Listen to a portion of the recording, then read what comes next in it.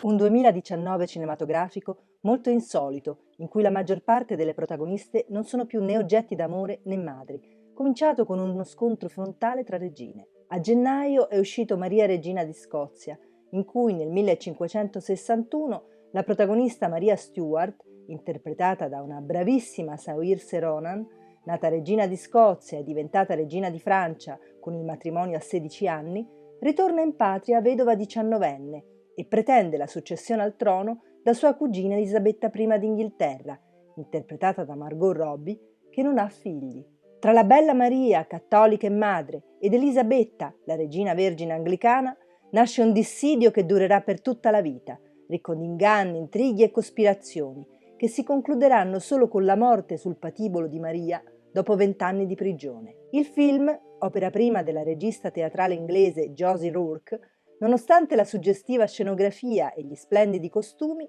non riesce a rendere il fascino di avvenimenti storici così intriganti e oltretutto si scontra con un altro film di regine pluripremiato, uscito quasi contemporaneamente, La Favorita, diretto da Yorgos Lanthimos sulla solitudine della pronipote di Maria Stuart, la regina Anna, interpretata da Olivia Colman, vincitrice di un premio Oscar come miglior attrice protagonista. Anche lei è senza figli e anche lei è alle prese con una lotta per il potere. Quella fra le sue due favorite, la fidata consigliera legata al partito Whig Sarah Churchill, interpretata da Rachel Weisz, e la sua ambiziosa giovane cugina, legata al partito Tory, Abigail Masham, interpretata da Emma Stone. Entrambe candidate al premio Oscar come miglior attrice non protagonista. Il regista greco, con il suo talento e la sua esperienza, è riuscito a raccontare molto meglio della collega esordiente una cupa storia di potere femminile, anche se in entrambi i film trionfano queste protagoniste che, continuamente in lizza fra loro, sono in grado di decidere i destini di regni e guerre, in mezzo a uomini che sono solo personaggi di contorno. Questo potere femminile ritorna con caratteristiche completamente diverse nel secondo genere di protagoniste dei film del 2019, le robot, comprendendo in questa definizione cyborg, supereroine, mutanti e cloni. La prima è Alita, la giovane umana e cibernetica già protagonista del celeberrimo manga giapponese di Yukito Kishiro, ispiratore del film Alita, l'angelo della battaglia, diretto da Robert Rodriguez e prodotto da James Cameron. La cyborg è interpretata da Rosa Salazar, completamente stravolta dagli effetti visivi della computer grafica, grazie ai quali rivive con l'aspetto di una ragazzina, che però è l'unica a conoscere ancora la più potente arte marziale mai concepita dall'essere umano, e quindi potrà aiutare gli abitanti della città di Scarica contro le prepotenze dei più fortunati che abitano nella città sospesa. Proprio la stessa missione che scopre di avere Carol, la protagonista interpretata da Brie Larson nel film Captain Marvel, uscito a marzo. Una supereroina, anche lei già protagonista di un fumetto Marvel, dotata di incredibili superpoteri, maggiori di quelli di qualunque altro personaggio Marvel, secondo lo sceneggiatore Christopher Marcus, al servizio dei Kree, in perenne guerra contro gli alieni multiforma Skrull. Questi ultimi, però, rivelano a Carol di non essere suoi nemici, ma soltanto una razza oppressa in cerca di una casa, dopo che il loro pianeta è stato distrutto dai Kree. Naturalmente Carol decide subito di seguire gli Skrull per aiutarli a fermare la guerra, ma per ogni evenienza lascia sulla Terra un modo per contattarla in caso di pericolo. Pericolo che sorprendentemente avevamo già visto arrivare nel film del 2018 Avengers Infinity War, secondo un trend a cui ci ha abituato l'universo cinematografico Marvel, con la sua serie di film che condividono l'ambientazione e alcuni personaggi della Marvel Comics, seguendo una trama che permette di avvincere gli spettatori con prequel e sequel. Questo pericolo era arrivato tanto inaspettatamente da provocare la distruzione di metà dell'universo. Ma, prima di essere dissolto, qualcuno era riuscito a mandare un messaggio a Carol Captain Marvel, la quale, nell'episodio della saga uscito ad aprile, Avengers Endgame, il film con il maggiore incasso di tutti i tempi, raduna le altre supereroine e, grazie ai suoi enormi poteri, permette agli Avengers di sconfiggere Thanos, il male, per sempre, come una vera e propria divinità. Invece, proprio con una guerra, intende liberare i cloni imprigionati dal governo per anni Red, il doppelganger di Adelaide, la protagonista di Noi di Jordan Peele, uscito ad aprile. Un doppio ruolo impegnativo, interpretato dalla bella attrice afroamericana Lupita Nyong'o,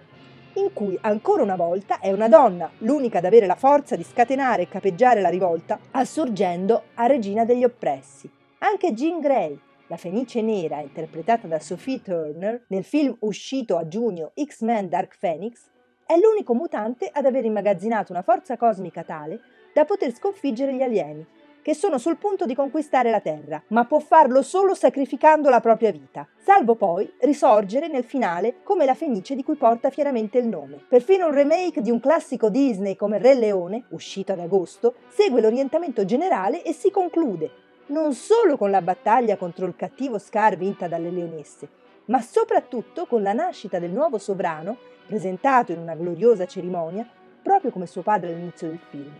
Solo che stavolta si tratta di una piccola regina.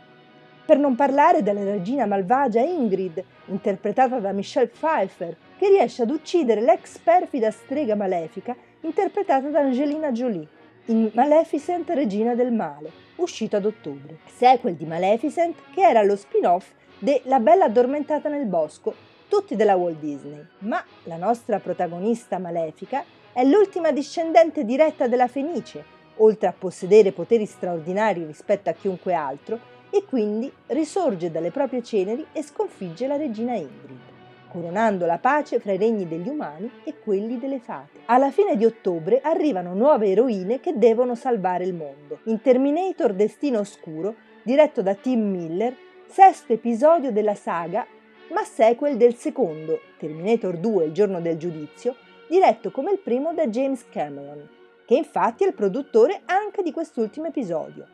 Nel film ritroviamo dopo 28 anni Sarah Connor, interpretata anche stavolta da Linda Hamilton, la coraggiosa madre di quello che nel futuro avrebbe salvato il mondo dalle macchine, la quale ha sempre continuato ad eliminare tutti i Terminator, cioè i cyborg nemici degli umani in arrivo dal futuro. Quindi riesce a fermare anche il nuovo Terminator di ultimissima generazione, Rev 9, arrivato per uccidere Dani, interpretata dall'attrice colombiana Natalia Reyes, la quale è protetta anche da una soldatessa umana, anti-Terminator, potenziata in cyborg venuta dal futuro. Grace, interpretata dall'attrice canadese Mackenzie Davis. Sarà proprio Grace, prima di sacrificare la propria vita per Dani, a rivelarle che stavolta non deve essere salvata perché suo figlio salverà il mondo nel futuro, ma perché è lei stessa la salvatrice del mondo che guiderà la resistenza degli uomini contro le macchine. È interessante come le uniche presenze maschili siano il terribile Rev 9, interpretato da Gabriel Luna, ed il primo Terminator T-800, rimasto abbandonato dopo la scomparsa del suo mondo nel futuro, interpretato ancora una volta da Arnold Schwarzenegger. Quest'ultimo adesso si fa chiamare Carl ed, avendo maturato una coscienza, si sacrifica come Grace per la sopravvivenza delle due eroine umane, pronte ad affrontare la loro missione per salvare il mondo. Dopo le regine della storia e delle fiabe e le futuristiche salvatrici dell'umanità, a novembre, nel film La Belle Époque di Nicolas Bedos, troviamo una deliziosa storia moderna, dove non c'è un androide come quelli del mondo dei robot di Michael Crichton, ma un personaggio vero e virtuale nello stesso tempo, creato dalla Time Traveler, azienda in grado di ricostruire, su richiesta di clienti molto facoltosi, un determinato evento che vogliono rivivere, curandone tutti i dettagli, dalle scenografie ai costumi, dalle battute alle comparse. Nel caso di Victor, questo evento è il giorno in cui ha incontrato sua moglie Marianne, per la prima volta 45 anni fa, quando è nato il loro amore. Mentre la Marianne vera, con cui l'amore dopo tanto tempo sembra ormai perduto, è interpretata da una sempre meravigliosa Fanny Ardant, orgogliosa della sua maturità di nonna, quella virtuale è interpretata da una poco conosciuta, ma incantevole, giovanissima Doria Tillier, anche compagna e musa del regista del film, vera protagonista di questa storia, in cui deve convincere Victor che lei è solo un avatar di cui lui non può innamorarsi. Ma tornando alle classiche regine robot, questo 2019 si conclude con il film Star Wars L'ascesa di Skywalker, diretto da J.J. Abrams, ultimo episodio della saga iniziata nel 1977 con Guerre Stellari, con l'eterna lotta tra bene e male, incarnati nella resistenza che combatte contro l'impero. La protagonista, la giovane Rey, interpretata da Daisy Ridley, scopre che la sua forza, superiore a quella di chiunque altro, le deriva dall'essere la nipote del terribile imperatore Palpatine. Ma, dopo aver rifiutato tutte le sue proposte di diventare la sua erede, Rey si sacrifica per sconfiggerlo e salvare la Resistenza. Anche lei, proprio come una Fenice, risorge grazie al sacrificio di Ben Solo, figlio della principessa Leia e nipote di Luke Skywalker. E per questo motivo, dopo aver festeggiato la vittoria della Resistenza e la fine della guerra, Rey ottiene dagli spiriti di Luke e Leia l'approvazione per essere una nuova Skywalker, diventando così una regina del lato chiaro della forza. Concludiamo questo panorama delle protagoniste femminili dei film del 2019 con un personaggio che non è una vera protagonista, ma forse lo è più di molte altre. Non è neanche un robot né una regina, anche se forse è molto di più, essendo addirittura una dea. Perché, secondo me, in La Dea Fortuna di Ferzan Özpetek, la vera dea Fortuna è incarnata nelle sembianze affascinanti e solari della bravissima Jasmine Trinca, il cui arrivo sorprendente provoca le stesse conseguenze di un dado tirato nell'aria nella vita della coppia dei due protagonisti interpretati da Stefano Accorsi ed Edoardo Leo, riconfermando per l'ennesima volta la forza delle protagoniste di questo 2019, tutte pronte a salvare questo mondo troppo maschile da ingiustizie, guerre e oppressioni, grazie a poteri immensi, tra i quali spesso quello di risorgere dalle proprie ceneri come la Fenice. Eppure ci sono voluti molti anni per arrivare ad avere sullo schermo protagoniste come queste, e non deve essere stato facile, se alcuni di questi film erano in cantiere da decenni prima che riuscissero ad essere realizzati. La produttrice Ceci Dempsey lesse la prima bozza della sceneggiatura de La Favorita nel 1998 e Guillermo del Toro portò a John Landau e a James Cameron il manga di Alita, l'angelo della battaglia, nel 1999. Comunque sappiamo che anche fuori dallo schermo le donne possono salvare il mondo. Speriamo solo non lo facciano riducendo gli uomini a meri personaggi di contorno.